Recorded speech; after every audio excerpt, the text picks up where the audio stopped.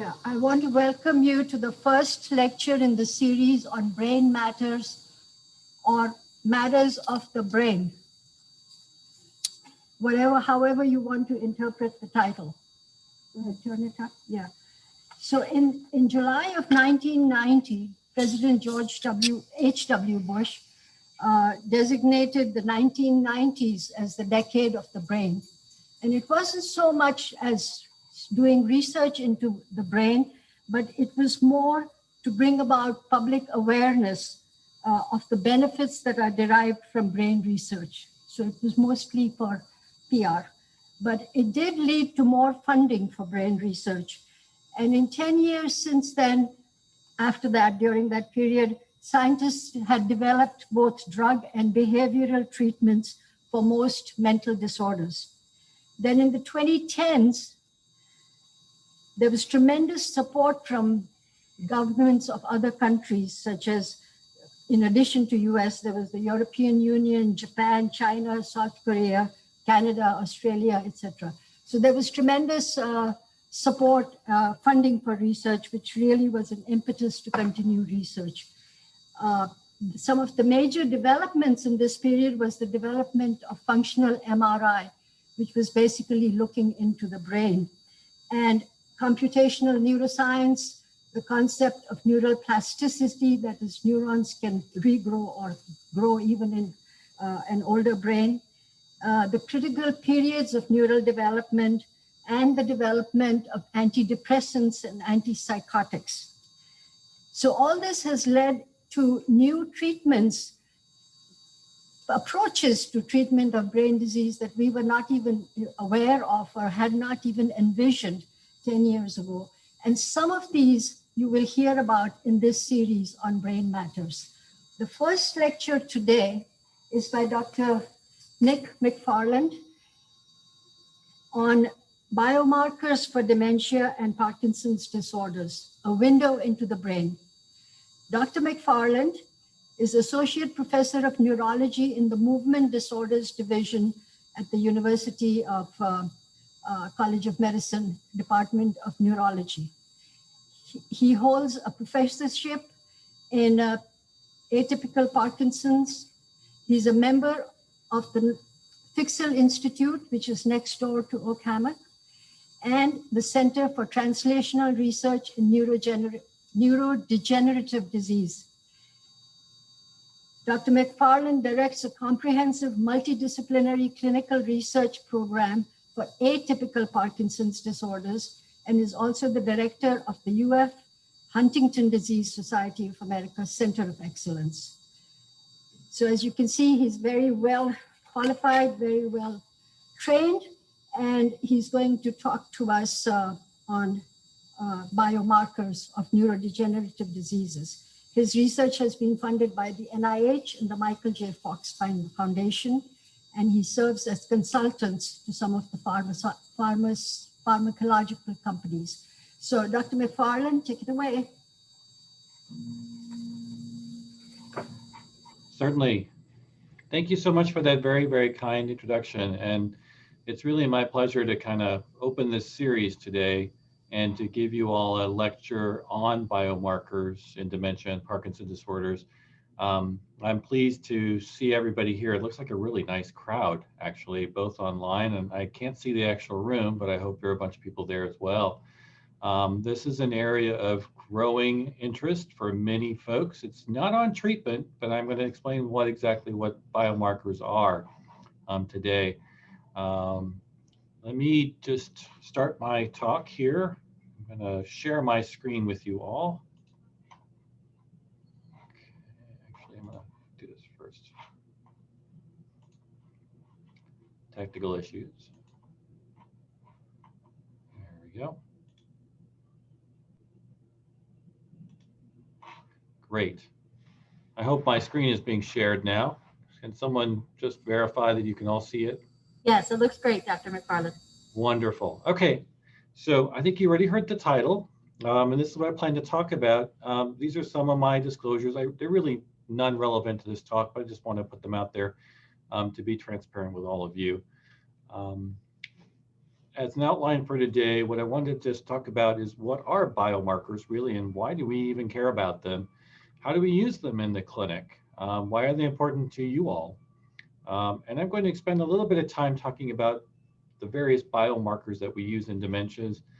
And I'm going to talk a little bit more extensively on some of the biomarkers we use in Parkinson's disorders, which are sort of near and dear to my heart. I see many patients here, and that's really the focus of my research as well as my work in the clinic over at the Fixell Institute for Neurological Disorders.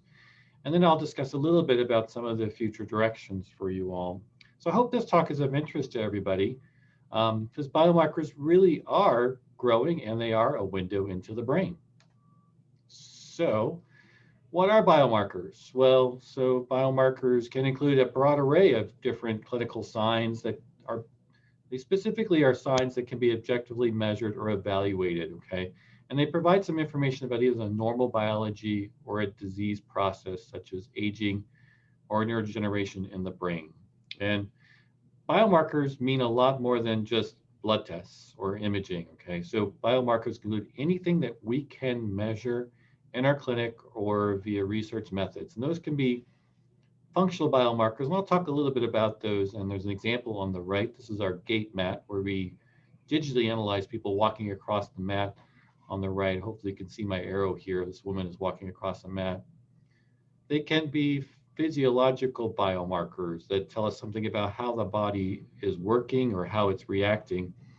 Those can be things including blood pressure, in other words, vital signs, lab tests, like blood tests, or even tissue pathology. So we might take skin or brain tissue at autopsy, for instance, that might give us some information about a disease process.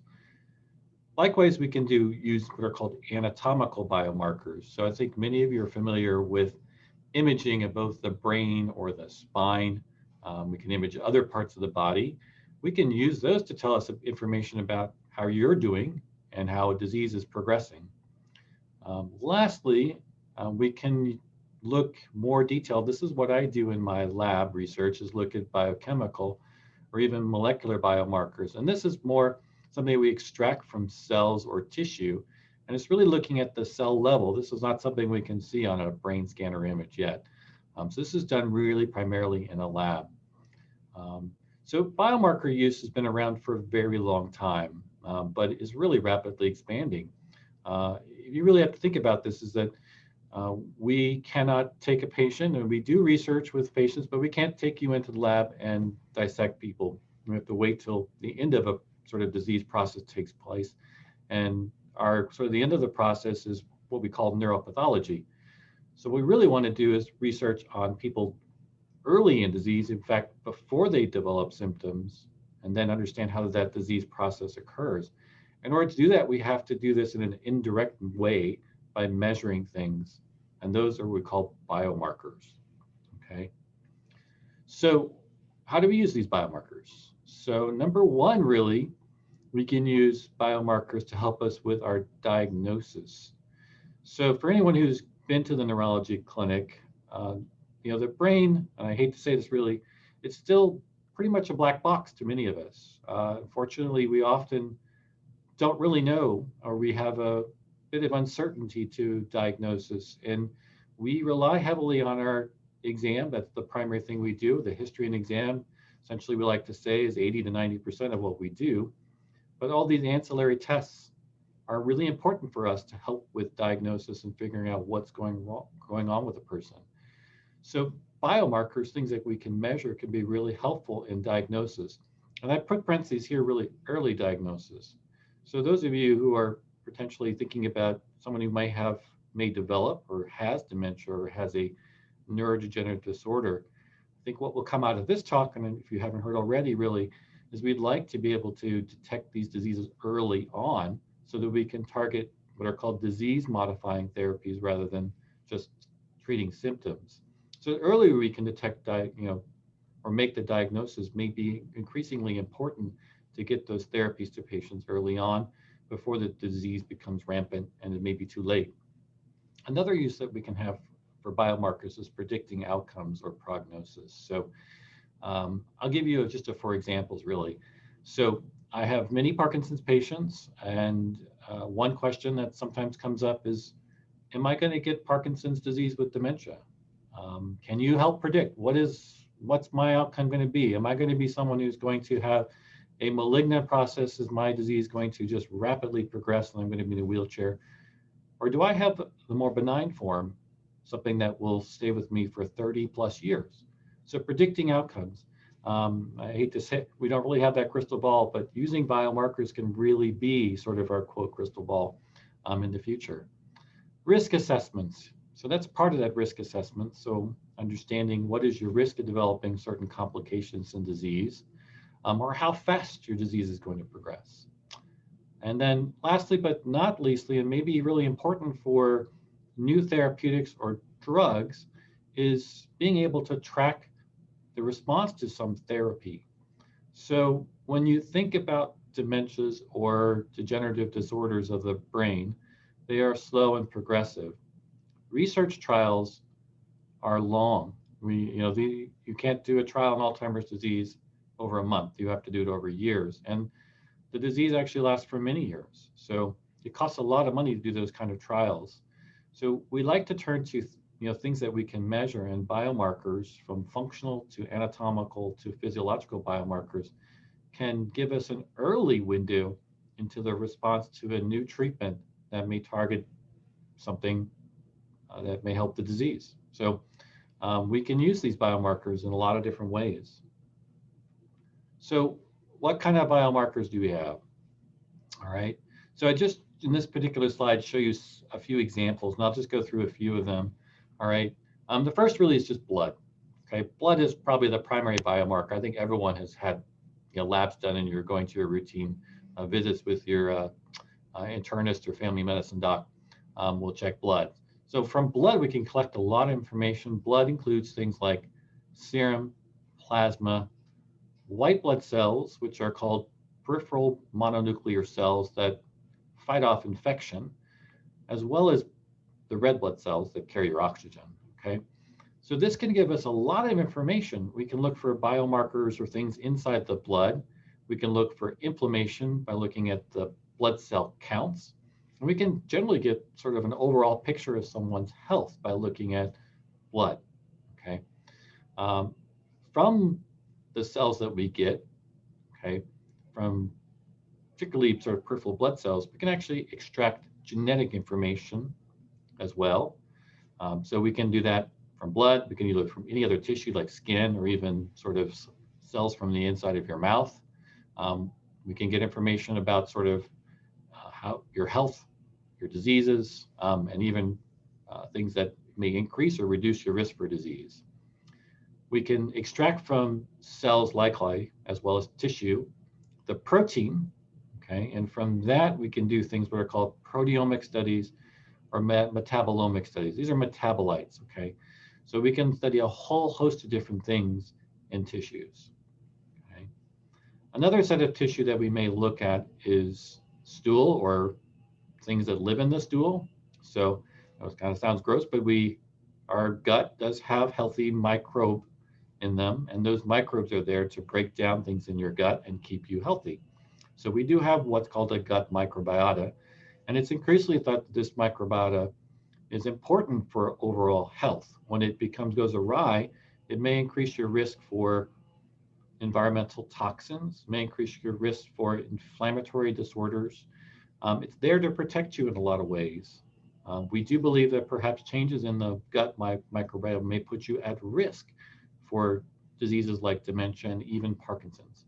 So we're very interested in looking at what's living in your gut, because this can play a really important role.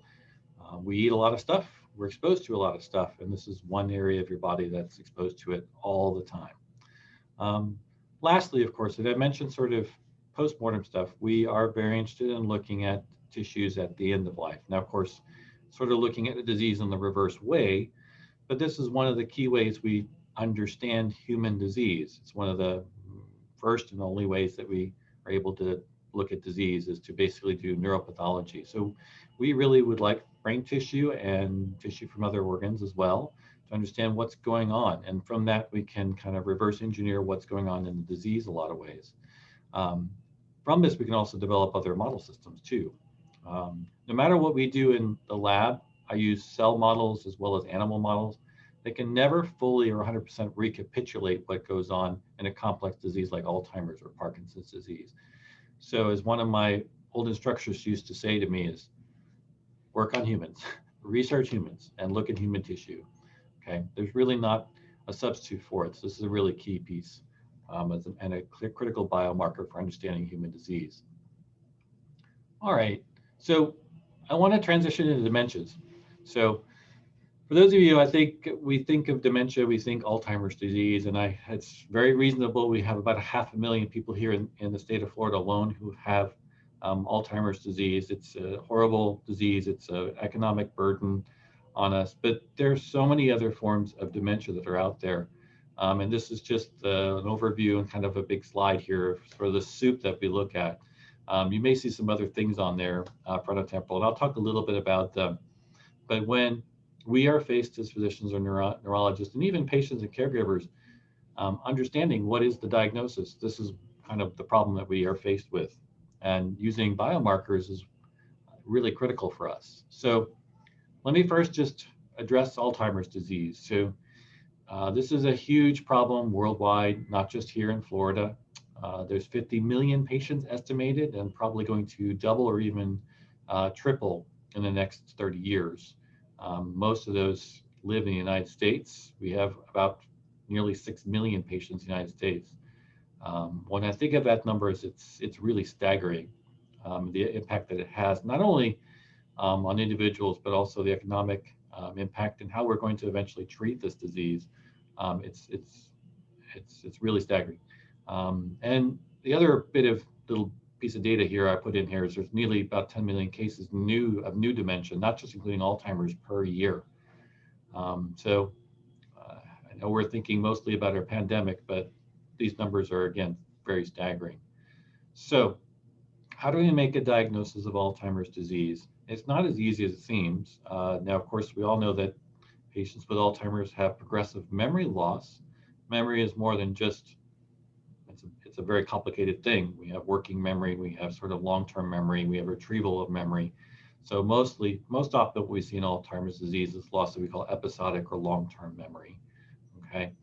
But that's not the only marker that we have clinically, and it can be really difficult to kind of distinguish what's going on in the patient. So we look at brain scans. So on the right, you can see a picture of a brain scan.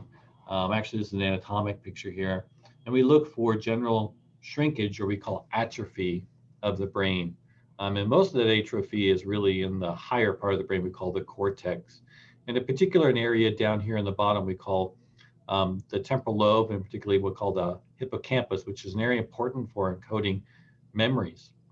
Okay, so this is why in patients with Alzheimer's disease get severe memory.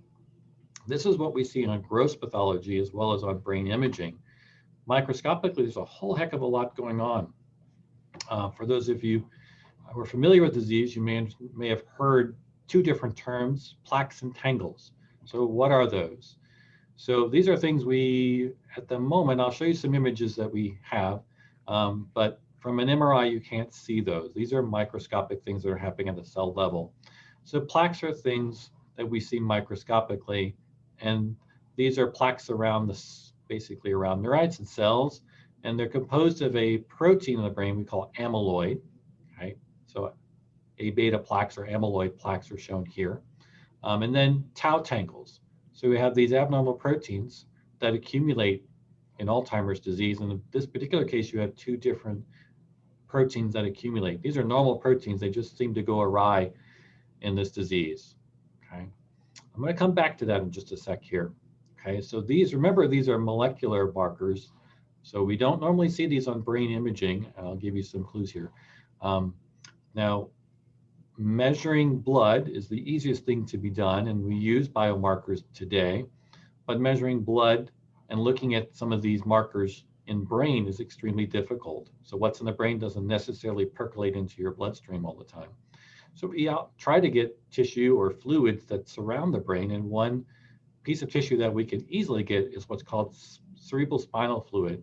And we do what's called a lumbar puncture, and just to put a needle in the lower back, and we pull out fluid that's around the spinal cord. This is done fairly routinely. If you've ever had an epidural, that's basically very similar to doing a lumbar puncture. Okay, so pulling out a little bit of fluid doesn't hurt the brain at all. That fluid is replaced 3 times a day in most individuals, so you're not missing any. Okay, and from that fluid, we get a closer picture about what's going on in the brain. It turns out for Alzheimer's disease, we're beginning to understand that there are changes in the spinal fluid that we can measure that seem to be closely associated with Alzheimer's disease, and I'm going to mention a little bit about that. Brain imaging, of course, we can see this brain atrophy, but we cannot see this on the right-hand side shown here. Okay, so what are some of the markers that we look at specifically? Okay, so on brain imaging, I mentioned we look at sort of atrophy or shrinkage, and often we see other things. This is a disease of aging, so it's a degenerative disease, but with aging, we see other things often. Most people who are getting older, we also have multiple other problems that are going with this. And one thing that we see very commonly in Alzheimer's disease is also vascular disease, or evidence of silent subclinical strokes, okay, that cause brain injury. And nearly 90% of our Alzheimer's patients have some form of vascular disease, whether it's minor or major. We're not talking about strokes that take you to the hospital, we're talking about things that you don't know about. You may take a brave, you wouldn't know about them, but they do cause problems in the brain, and they can lead to or contribute to dementia as well. So we see those. Now, we have other scans that we can do besides brain imaging. So brain imaging includes things like CAT scans and MRIs. We have what are called, those are anatomical scans where we can see a really nice picture of the brain. In addition, we have what are called functional scans. Okay? So functional scans actually will measure something in the brain or activity in the brain. It'll give you a little bit of anatomical definition, but not to the same degree that a MRI or a CAT scan does. So I want you to focus on the right side of the slide here, these colored pictures. These are images of what are called PET scans, okay? And they're color-coded, okay? The color coding, it's a heat map basically, represents a couple different things. So on the bottom picture, we're looking at glucose metabolism. So glucose is basically sugar, and your cells need sugar to generate energy. So when we measure glucose metabolism, we're measuring brain activity on this scan. And what you can see is a normal individual here has brain activity on the right and left side of their brain, the front and the back. So this is just a slice of the brain at a level high up and a level a little bit lower. So you got a couple deli slices of the brain. Versus an Alzheimer's disease patient, this is a severe example, you can see decreased brain activity in the back of the head, as well as, these are actually the temporal lobes on the both sides here of the brain. So this is a useful marker sometimes, and this is actually FDA approved.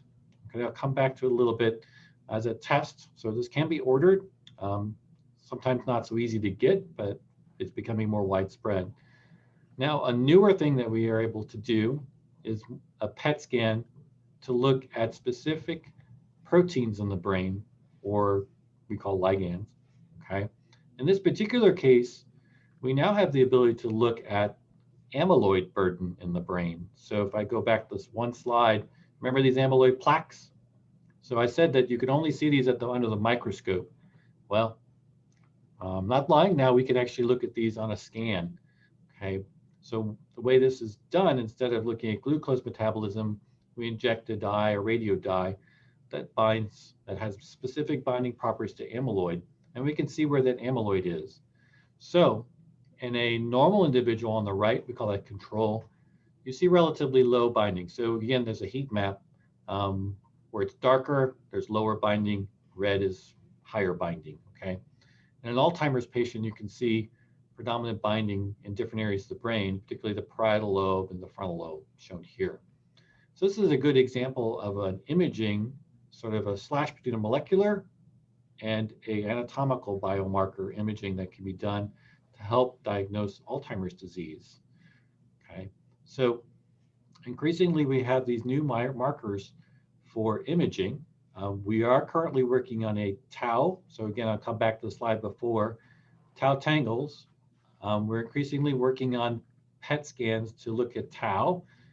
They are or have been historically research-based, but they're starting to come into the clinic, okay? Now, I did mention we can also look at fluid markers, particularly in blood, and we've tried to look at it in spinal fluid here. And I show you a bit of a graph here on the right, on the middle here, just showing some fluid biomarkers that we actually look at. A beta is actually amyloid. Okay, so we can measure amyloid. We can measure tau as a protein, both in blood and spinal fluid. And in particular, in Alzheimer's disease and in many tau disorders, the form that we're very interested in is the pathologic form. And it turns out pathologic tau is hyperphosphorylated. So phosphate is an energy molecule that is common in our bodies. And many proteins are modified and they have these phosphate molecules that get attached to it. Tau seems to attract these phosphate molecules. And it turns out when it gets super phosphorylated, it tends to aggregate more and it causes disease. We don't know why that occurs. I wish I could tell you that. We just know that it does occur and it's useful as a biomarker. And we now have what are called antibodies that we can use in the lab to detect these phospho-tau proteins. There's a couple that have recently been published in blood that are very exciting. Phospho-tau 271 or 181. These are actually targeting specific parts of the molecule. You don't have to get boiled down to the details here, but bottom line is these show very high specificity and sort of sensitivity for Alzheimer's disease, and they're kind of very exciting new antibodies, and they may become clinically available in the next year or so. So looking at that. Lastly, I think I will talk briefly about genetics. I think everyone kind of asks about genetic markers. Am I at risk of developing Alzheimer's disease? And there are actually a lot of different genes that have been associated. The main one is actually ApoE. And we all have two sets of genes. So one comes from our mother and one comes from your father. So we call those, the combination of those two genes, we call it a genotype, all right? And you have two alleles, one from mother and father. Turns out that there's the ApoE genotype has different forms to it. There's an epsilon 2, or called E2, E3, and E4 type. And this E4 type is a higher risk for Alzheimer's disease in some patients. So bottom line, this is just a graph shown here. So if you have two E2s, you're at very low risk, versus if you have two up to E4, ApoE E4 alleles, okay, that puts you at a much, much higher risk. Your odds ratio of developing Alzheimer's disease over 10 years is nearly 6, okay? 6 times higher than a normal individual, okay? This doesn't guarantee that you're going to get Alzheimer's. It's just an odds ratio, okay? It's you rolling the dice, but in your case, a bit higher risk, okay? You can actually see here I've written out, if you have this kind of genetic allele, then your absolute 10-year risk would be at age 60 to 90, about 7%. And then as you get older, of course, the risk for Alzheimer's or dementia increases. So those numbers go up. But notice they're not that high. I mean, they're 20 to 25%, 75% chance of not getting disease, okay? But certainly something that you would want to listen to. And perhaps that might be useful for some people who want to do planning, okay? So I don't want to just focus on Alzheimer's disease. As I mentioned in that first slide, there are many different kinds of dementias that we look at. And one of our roles in the clinic is to help you get the right diagnosis and determine what kind of dementia you have. So Alzheimer's disease is often sort of put next to another type of dementia called frontotemporal dementia. And the reason for that is that it's in this umbrella we call tau protein disorders. I drew kind of an umbrella here up in the slide as well. And it turns out that tau is a protein. When it goes awry in different ways. And it's a very interesting process that we don't fully understand. But it turns out that tau can affect the brain in different ways and can cause multiple different kinds of diseases. So if I go back a couple slides, this protein in tau tangles can cause all these different disorders. Alzheimer's is just one of them. Frontotemporal dementia is just another one. And then there are more we call pure tau disorders that we see in our Parkinson's clinic, including cortical basal and progressive supranuclear palsy. So the issue we have in clinic is how do we diagnose these? There are clinical characteristics, but using biomarkers can certainly help us. And imaging biomarkers are often useful. So I showed you that PET scan before, and it turns out that with a PET scan with Alzheimer's disease, we can actually show there's pathology in both the frontal and temporal lobes, whereas in frontal temporal dementia, we see a totally different pattern. And so we can use that pattern of abnormal scan to help us kind of figure out, you have this type of dementia or this type of dementia. And it can help supplement our exam and our clinical assessments. Okay. So I don't want to spend the whole time on dementia. I do want to talk a little bit about Parkinson's disorders. So Parkinson's disorder is second to dementia, or Alzheimer's dementia is really the second most common form of a neurodegenerative disease that we see in our clinics. So very common. As you probably all know, that Parkinson's disease is just very, very common. In the United States alone, we have about 1 million patients who suffer from Parkinson's disease. And that number is going to double. I think this graph is really great. I like showing it. The one thing that kind of scares me is that Europe and China have a much bigger proportion than we do. And if you think about the economic burden that's going to occur in these countries, it's just really huge. The United States certainly is in there. So Parkinson's disease, as I mentioned, is very common. Okay, the diagnosis is still primarily clinical and based on basically a constellation of symptoms, including tremor, typically arresting tremor, stiffness, slowed movement, shuffling gaits, postural changes as well. There's a lot on this slide. I don't want you to focus on everything, but there have been multiple task forces to come up with clinical criteria. There are many causes that seem to, and things that cause Parkinson's-like symptoms, and they all overlap with Parkinson's disease. And the key thing I want to make out here is that not everything that looks like Parkinson's disease is Parkinson's disease, okay? So as for clinicians, it's our job to help you figure out what you're suffering from. And we look at the symptoms, but we want to be able to diagnose Parkinson's early. So what do we turn to? We sometimes turn to these biomarkers or ancillary tests to help us with diagnosis. So let me take a step back and just talk about some of the pathology. So the hallmark of Parkinson's disease or Parkinson's disorders is the loss of dopamine cells in the brain stem. So on the right side here is just a gross pathologic picture of a brain stem. And dopamine cells are these black cells, okay? They're dark. You can see them without a microscope. So this area of the brain was called substantia nigra based on that appearance, so nigra being dark or black, okay? The reason they're black is because they contain melanin. That's the pigment that gives color to your skin. You can see on the left-hand side, this is a Parkinson's disease patient. So on gross pathology, you can actually see this loss of pigmented cells shown here. Now, microscopically, this is what the cells look like down below, okay? This is a dopamine cell. These brown dots here in the cell and the cell body, these brown dots are melanin, okay? So that's a dopamine cell. On the right, this is a dopamine cell with those melanin things in here. This guy, this round sort of purplish and over here stained brown thing is a foreign body, okay? That's not supposed to be there. This is the cell nucleus where the DNA is stored, but this stuff here is not supposed to be there. This is what we call a classic Lewy body, okay? So in addition to the loss of dopamine cells, microscopically, we see these abnormal inclusions in cells and we call them Lewy bodies, okay? Based on who discovered them. These Lewy bodies are enriched in proteins, and one of the main proteins that we see in the Lewy bodies is something called alpha-synuclein, okay?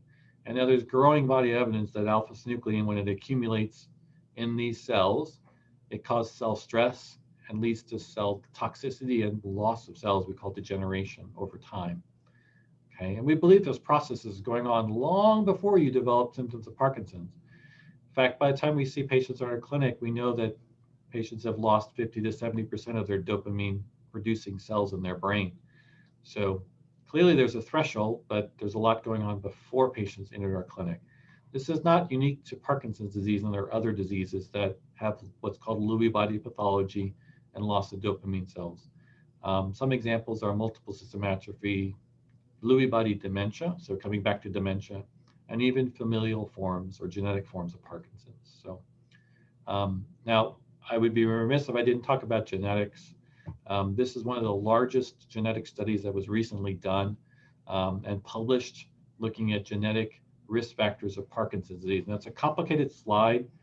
I'll take you through it, but the bottom line is we all have 22 chromosomes, and they're listed on the bottom. Okay, the sex chromosome is not listed on this, but listed on the bottom. This is what's called a Manhattan plot. Okay, and the key feature really here for you to look at is these are genes on their different chromosomes. So genes are on your chromosomes in your cells, and what it does is maps the frequency of a specific gene and its association with disease. Okay, so the higher the plot, these Manhattan skyscrapers that you're seeing here, the increased frequency that you see this gene associated with Parkinson's disease. So the gray zone, these are low-level genes. You can see a bunch of these genes pop up, and some of them are really high, okay, in terms of the frequency. One that's really high is the gene for alpha-synuclein. So I mentioned synucleins in these Lewy bodies, so not surprising, actually. Another gene that I'll point out here is MAPT. That's a gene that encodes for the protein tau. Well, even though this is a Lewy body disorder, the gene for tau is a risk factor, okay? We don't usually measure for it, but it is a risk factor that we see. There are a few other genetic factors that we see, and we look at these in our cells. One of the most common genetic risk factors that people may have heard about is something called LRRK2 or LRRK2. This stands for leucine-rich repeat kinase 2, okay? This is the most common genetic risk factor that we see in familial as well as sporadic Parkinson's. There is a ethnicity relates to this, of course. Don't see it as much in Caucasians.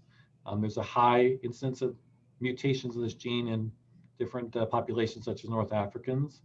Another population higher risk is Ashkenazi Jewish population as well. So a high frequency. It's a big gene, a big protein, and there are hundreds of mutations that are seen in the gene. It's a risk factor, not always a cause, okay? So a big difference. Another gene that we've found that's associated with Parkinson's as a risk factor is the gene for glucocerebrosidase. So in children, there's several forms, but in children, this causes a metabolic disorder called Gaucher's, okay? We're talking about an adult form of disease where you really don't see metabolic issues, but the gene itself manifests as a risk factor for Parkinson's. So again, this is higher in Ashkenazi Jewish population than the normal population. So a few risk factors that I point out. There are many other genes that I can kind of talk about, but I'll spend the whole hour on that. But genetic information is increasingly being used as a biomarker for understanding what is the risk for me developing genes or developing disease. Another thing, of course, is just measuring kind of your clinical symptoms. How do you present? So for me, looking at, do you have some atypical features? Is your tremor common? Do you have early walking problems? Are you falling frequently? Some of these things we don't usually see in typical Parkinson's, and they may be clues to other disorders. One that I see a lot is patients who present to my clinic. They take levodopa, which is the most common drug to treat for Parkinson's patients. Most people do get a good response to it, but when there's a lack of a response, this is when they usually come to our clinic, and the big question is, why am I not responding? And then our question is, do you really have Parkinson's disease or something else? So we can use these as things, and we can measure these clinical markers to give us clues about disease. So I'm going to skip this a little bit.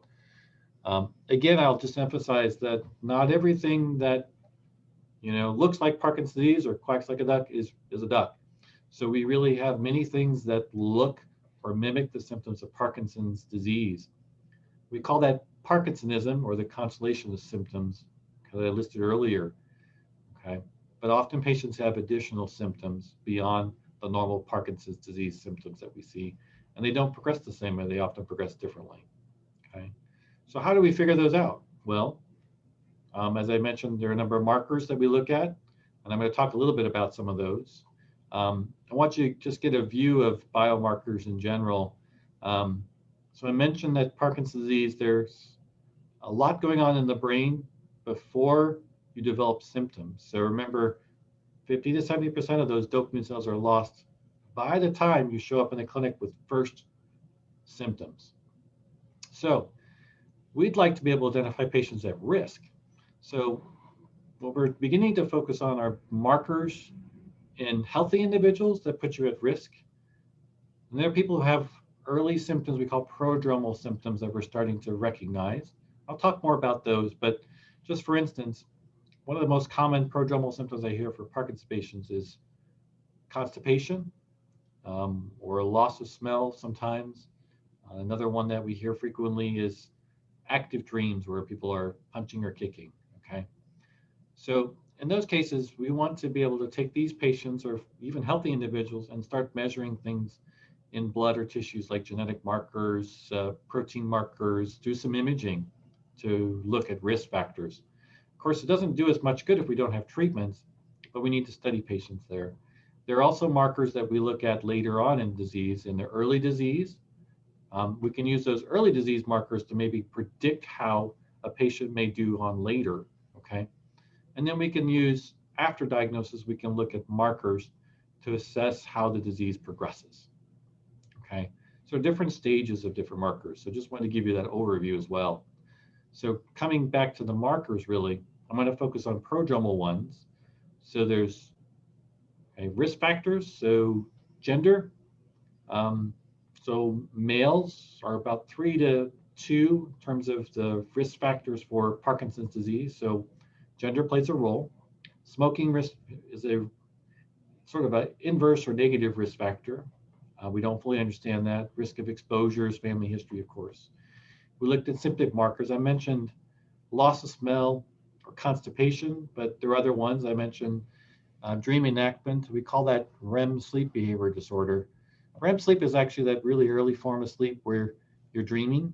REM stands for rapid eye movement. So your eyes should be moving, but your body shouldn't, okay? And then imaging markers listed down below, okay? So we'll talk more about those. We also do measurements. So people who come to our clinic, we often have them walk on our gait map. So we measure their gait. We can measure your speed, your stride, your width. So Parkinson's patients tend to have a narrow gait and shuffle, and we can actually graphically show that on our gait map. So we can use that. We also have scales that we measure. So you may hear terms like the Unified Parkinson's Disease Rating Scale, where you do an exam, Hoehn-Yahr. These are clinical scales that we use to measure Parkinson's symptoms, okay? In our rehab folks, we actually put goggles on people and we can look at eye movements. And increasingly that's being used. So we look at your eye movements from left to right, up and down, and we can actually see those and measure those in disease as well. And sometimes those can be a marker, okay? And again, I mentioned kind of coming back to sleep several times here. Now, there are a lot of physiological biomarkers, and I've kind of mentioned a number of them so far. So I'm going to break them down a little bit, but just look at the two big picture here. So remember those Lewy bodies. So Parkinson's is primarily a Lewy body disease. So one obvious question might be is, well, why can't we just measure Lewy bodies or synuclein in our blood? Well, turns out it's a really poor marker. It's been very unreliable. Many labs have tried to do it. It doesn't correlate with disease. We need to look at it in brain or tissues from brain, or look at it in a different way. So we've got to turn it upside down a little bit. There are lots of different antibodies and ways to look at alpha-synuclein. Now we're starting to look at spinal fluid and other tissues to look at it, and I'll talk about a little bit more. We are looking at other markers that are related to other diseases, like what is your risk of dementia and Parkinson's? So we look at Alzheimer's disease-related biomarkers. Some of those are the amyloid and tau. There are other markers that are markers of brain injury. NFL stands for neurofilament light chain. This is a protein that seems to correlate with basically degeneration of the brain. So when cells die, they release it. So in processes where there's neurodegeneration, we can measure neurofilament in the spinal fluid. We can also measure in brain tissue. So if we compare Parkinson's disease to a more progressive disease, for instance, like multiple system atrophy or frontotemporal dementia, we see actually at increased levels of neurofilament. So there is some data shown here that you can use it to increase your specificity. This is the area of the curve kind of. You can see the straight line is means no, it's not a useful marker. But when the curve goes up in this upper left-hand corner here, that it tells us that it's highly sensitive and specific as a marker. Okay. So we can also look for neuroinflammatory markers in blood. So we're increasingly doing that. We're doing a study currently on biomarkers. We're looking at both stool and peripheral blood cells to look for inflammatory biomarkers because we think that increases your risk for Parkinson's. While the blood tests for synuclein have been terrible, there are some really interesting new studies or new technique coming out that actually look at the pathologic form, the propensity of these proteins to aggregate and spread, almost like a prion disorder. So prion disorders are things like mad cow or your Creutzfeldt-Jakob disease, which are fairly scary. But there is some evidence that in both Parkinson's and Alzheimer's, that tau, alpha-synuclein, amyloid, once it starts, it tends to progress and spread from one area of the brain to the next area of the brain. And we can kind of measure that in a test tube. Okay, these proteins tend to aggregate on their own. And so you can measure that aggregation using two different techniques. One is called this protein misfolded amplification. Another one's called RT-QuIC. Kind of too short these days, but it's a fun way to, little thing to say. It actually stands for real-time quaking-induced conversion. Say that 10 times. But it's a really neat new technique that measures a protein's potential to aggregate or form these Lewy bodies or aggregates in the brain. So we actually measure that in the lab. Okay. In addition, we're looking at different tissues. So we're starting to look at skin, salivary glands, the gut, and we're using computers to look at things as well. So we're measuring big data and all these things that we measure in blood. We're getting to a level where we're looking at multiple biomarkers. So why not look at the pattern? So I'm not going to go over this whole slide, but I want you to just get a sense about patterns. So you've got 20 to 30,000 genes in your body, okay, that make up you. And we look at those genetic factors. You can look at one gene, or you can look at patterns of genes that increase your risk. Okay, everybody's different. You have a set of genes that make who you are. So we can graph them out in these sort of beautiful pictures like this on the right, and you can code them. Either genetic information is increased or it's decreased. And so you can measure it. And on the graphically, we show that by green or red color. And you can take the genes and group them together and look at how they might influence the incidence of disease shown here on the slide. Okay. So I'm going to move a little forward to things that we actually are doing in the clinic currently. This is one scan that we do use. It's called the DAT scan. This is FDA approved for Parkinson's disease. So when there's a question of other disorders like essential tremor, it's a different kind of disease, or even drug-induced, we can use this scan. This is a functional scan that looks at the dopamine system in the brain. A normal person has this sort of comma-shaped picture, but a Parkinson's patient, you can see loss of dopamine binding. Okay, so this is actually FDA approved and clinically available nowadays. We don't usually have to do it, but where there's a question, this can be a really useful scan. Unfortunately, it doesn't distinguish between the different Parkinson disorders, but certainly can be really helpful to get you in the ballpark. So this is a current scan that's available. In our clinics, we're also doing MRIs, and this is sort of an example of an MRI scan, color-coded, where we can actually track progression now. Looking at degeneration of the brain, we can measure it. And we may be able to use this to look at patients who have mild Parkinson's versus we call a malignant Parkinson process, where someone, to ask the question, am I going to be someone who has Parkinson's for 30 years or 10 years? Okay. And that's often hard to really do, but we can actually measure that progression in our clinic now. We can use brain scans to look at different diseases as well. Here's just an example of a brain image where you can look at the brainstem. And this is Parkinson's disease, progressive supranuclear palsy, and MSA. And you can see there's a difference in the pattern that we see here. Okay, the midbrain is this top of the brain is different in PSP, whereas the middle of the brain, we call it pons, is different in MSA. So it's a very different pattern.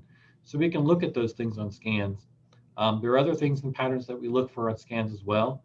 This is sort of scarring of the brainstem that we can show here, this sort of cross pattern as well, and a little scarring that we can see as well on the brain as well. So we can use MRI to look at these patterns in the brain and just general shrinkage of brain areas to help us pattern. So selecting a biomarker is a process. I think I've talked about a lot of different ones. So I'm going to wrap up right now and just mention that it's important to pick biomarkers that are useful, that can be reproducible. Okay, there are standards for picking a biomarker. The tissues need to be easily and readily available. Okay, you have to test the biomarker and test it again and validate it. There's discovery that goes through this.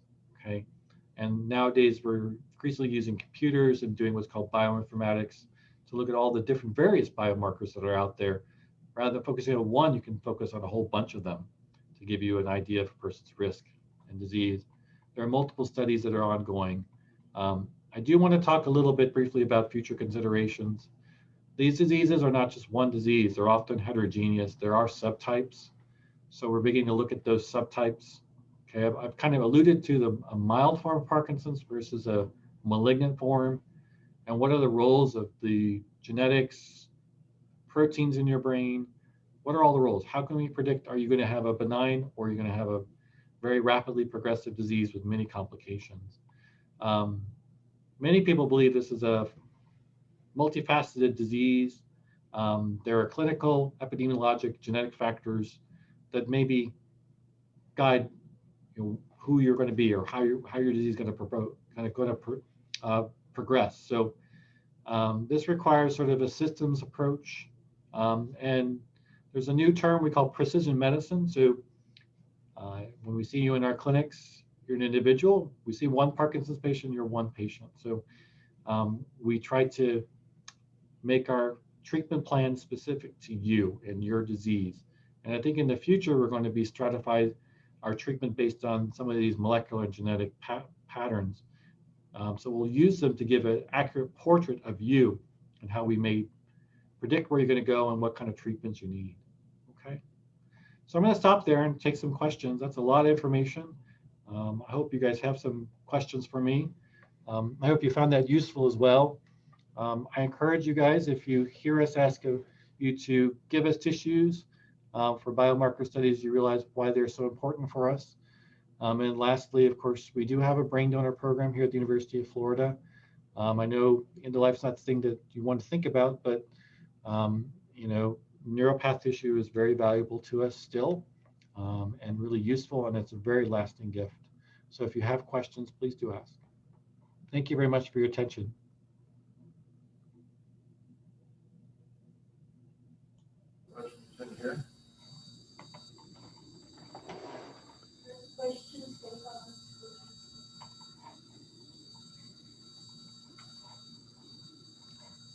Thank you, Dr. McFarland. We have here in our Oak Room, we have a microphone set up. So Great. We're going to have our first question here. Other people can also use the chat. Sure. If they want to write a question rather than speak it. I'm happy to read it. I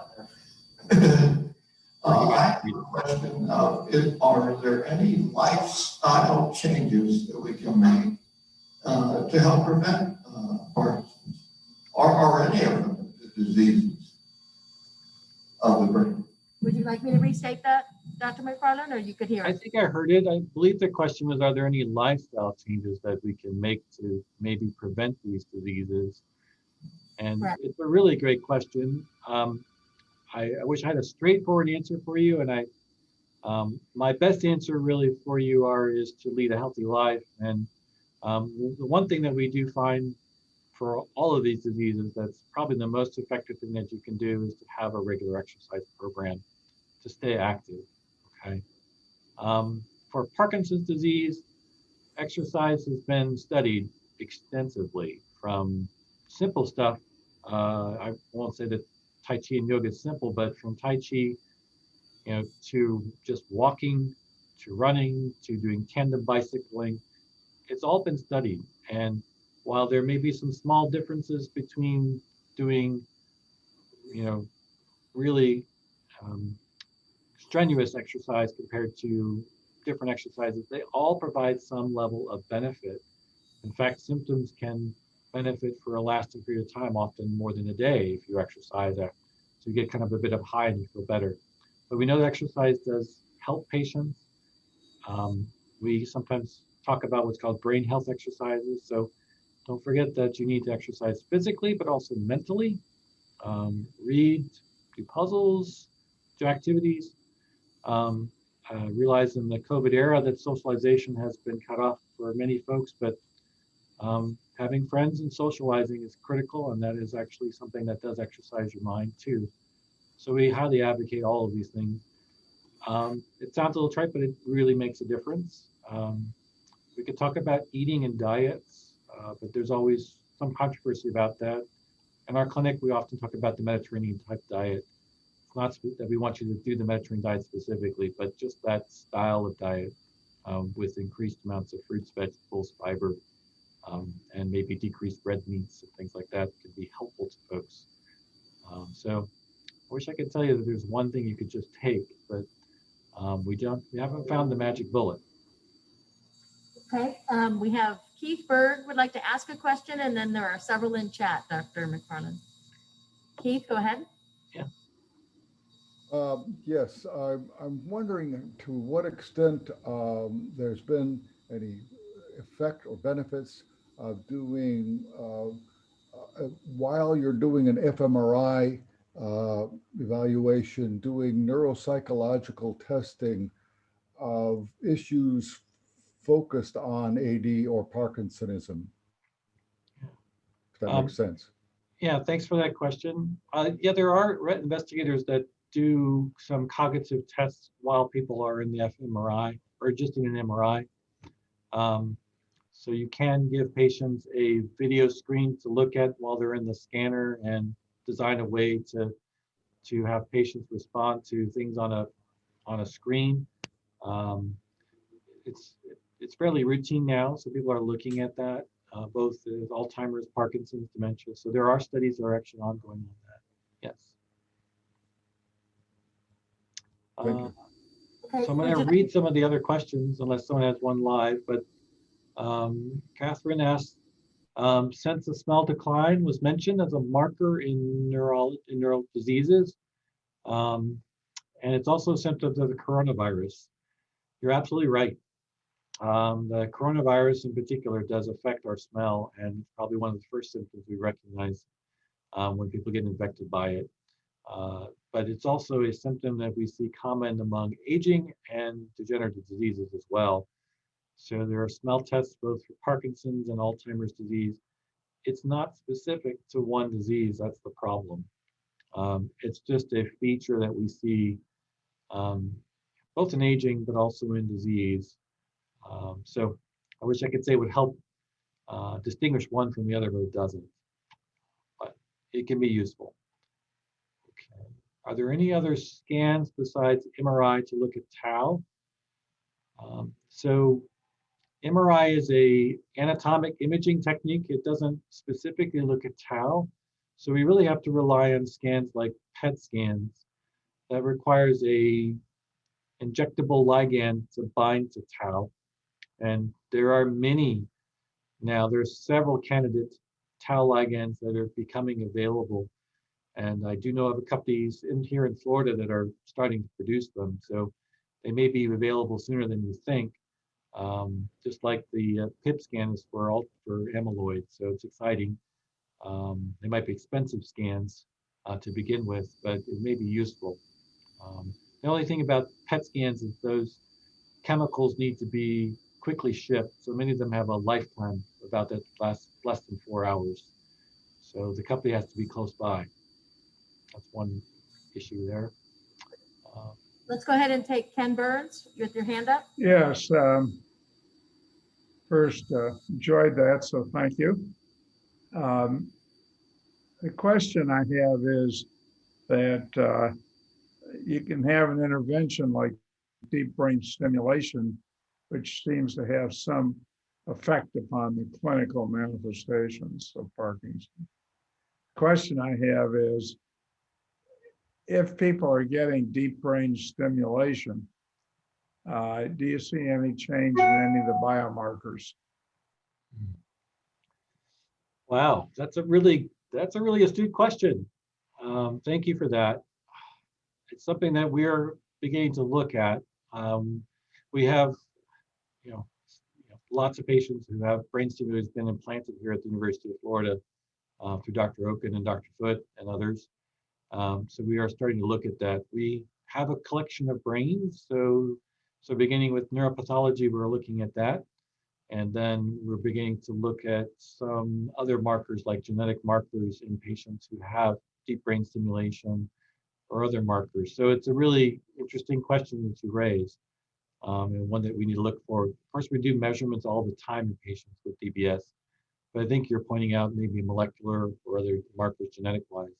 It's a really interesting question. Do they change with DBS in certain patients? Great. Would you like to go back to the chat?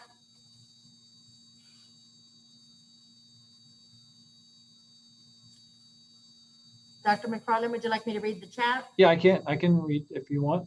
Someone asked me so Walter asked about the complicated data. Can we use AI or HyperGator? I would think so, yes. So that's what I'm getting at in terms of, we're getting a lot of data now. So genetic data is basically, we consider big data. And all these omics and genomics and metabolomics, proteomics, we get a very large data set. So how do you process that? And we need kind of supercomputers like the HyperGator to do that. It's not an area that I'm into, but I have colleagues that do look at that and are working on it. Another question by Mary was someone who's participated in studies. Are there any studies that need volunteers? So Mary, thank you for asking that question. So we always need volunteers. Clinical research into these diseases require patients to participate. Without you, we really can't do our research. So I'll just put my plug in, and I will thank those who have already participated in our research projects, but it's totally voluntary, of course. But if you can help us out, either biomarker studies or even clinical trials, you can reach out to me or any one of my colleagues at the University of Florida and let us know.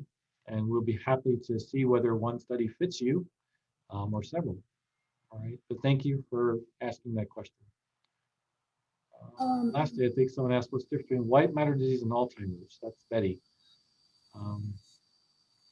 So Alzheimer's disease is a degenerative disease where we see cell loss over time, okay? And we look at that on brain imaging by looking at shrinkage of the brain.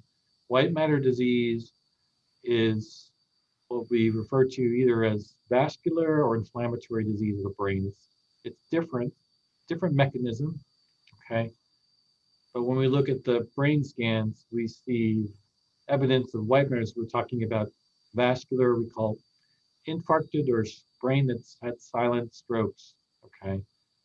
So when I mentioned Alzheimer's and vascular disease kind of often go together, strokes or vascular disease goes with aging. We all live a good, healthy life, but the brain has arteries, and big and small, and they harden over time. It's like your arteries in your heart and the rest of your body. So your brain can have these silent strokes over time, just based on how well you live, how well you take care of your body, as well as genetic makeup. And we see evidence of that. And often the injury is deep inside the brain, called the white matter tracts, or the roads between the cells. Okay, and that can contribute to memory and thinking issues, as well as exacerbate dementias, including Alzheimer's and Parkinson's type dementias. Dr. McFarland, I have one question regarding the tau protein in CSF and blood. You gotta get it a microphone. Oh, God. Yeah. Regarding tau protein, phospho-tau protein in blood and CSF. Can you turn Yes. that on? Can you hear me? No. Yeah, I can hear you. You can hear me. Okay. Oh. So my question is, how early can tau detect these neurodegenerative diseases? Is it earlier than the symptoms, like Alzheimer's and Parkinson's? Does tau go up before the symptoms start? So we don't have a good answer for you on that. I wish I could give you one. Okay, We don't, so it's not a marker that we measure in blood. It's not easy to measure in blood. It's not useful. So we really have to get spinal fluid or other tissues to measure tau. We're really interested in what's in the brain. And so we don't usually, so unless a patient comes to our clinic with symptoms, and that's already too late, we don't measure those things. We don't do a spinal tap or lumbar puncture to gather fluids test. So we don't have that kind of data. Maybe with imaging, new tau imaging, we can image patients who have risk factors that we can identify. Maybe a family history of tau disorders. Someone who has history of Alzheimer's disease. Maybe we could follow children. But that's something that have to be a research project. So I don't have an answer for that. the second part of my question is that since tau seems to go up in all these neurodegenerative diseases like PD, AD, mad cow disease, all of them, it really would not be a specific test for anything. The diagnosis would have to be dependent on other factors. It's just one of the things that would confirm the diagnosis. Is that Yeah. correct? Yeah, it's a good question. I might correct you a little bit just to say that tau is not up in everything, but it is an abnormal protein in many types of diseases. But it's a complicated protein because there are different forms of it that you see in brain. In fact, there are a couple different types that are made, and you can look at the different types, and we may be able to measure the different phosphorylation types of tau. But it is a big question still. How do you tell someone they have this disease versus that disease with tau? How does someone get Alzheimer's and someone get something called PSP due to tau? We don't have a good answer, but we do know that molecularly it's different. Okay. Thank you. And I think there are more questions on the chat for you. There are, I think, someone asked about skin swab tests to diagnose things. Yeah, we're working on it. So skin samples, not necessarily swabs, but skin samples are increasingly being used. I will tell you, we are working with a company that's very interested and keen in doing that. And we do have a couple of trials in which we are starting to take some skin samples, and we can look for evidence of protein called synuclein, alpha-synuclein in skin, and get some clues as to what's going on in the brain. So that's a really interesting tissue biomarker that we might use in the future. And hopefully those tests will be more rapid and we don't have to send them out. We can maybe do them here locally. I do have some questions yet. It's still pretty early days for this. So I think as physicians, we like to have a little bit more proof to see how sensitive and specific something is. So these biomarker tests have to be replicated and interpreted correctly. So we don't want a false positive, get some sort of signal that tells you got it. So same thing for COVID-19, you do a test, you get a false positive, that'll put you in quarantine. Or if you get a false negative, which means a test that doesn't detect the virus, you could infect other people. So the same thing can apply to a lot of these biomarker tests. We want tests that have high sensitivity to detect disease as well as specificity so that you get the right diagnosis. So skin biopsies are kind of that way. Someone did ask about breathing exercises. Yeah, I'm not familiar with too many of those, but some of those can actually forestall brain. But again, exercise. Try to come up with a exercise regimen that works for you. You don't have to be a marathon runner or a triathlete. So a combination of just, aerobic as well as some muscle building can be very helpful. And that can increase your oxygen levels as well.